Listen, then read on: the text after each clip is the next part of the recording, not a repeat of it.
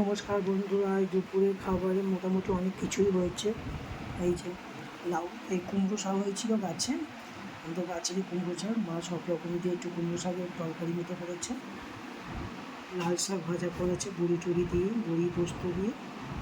বেগুন ভাজা আছে, টমেটোর চাটনি আছে, এটা ধনে পাতার চাটনি। আর পুকুরে মাছ ধরেছিল, মাছের ঝাল করেছে। আর এই যে আলু ভাজা, বেগুন ভাজা, কুমড়ো ফুল ছিল, কুমড়ো ফুলের বড়া করেছে বেসন দিয়ে, সঙ্গে ডিম সেদ্ধ আছে, স্যালাডে শসা। এগুলো আজকে দুপুরবেলার খাবার। কোনো কিছু ভুল ভ্রান্তি হয়ে গেলে আমাকে একটু ক্ষমা করবেন। আর ভিডিওগুলো ভালো লাগলে একটু লাইক করবেন।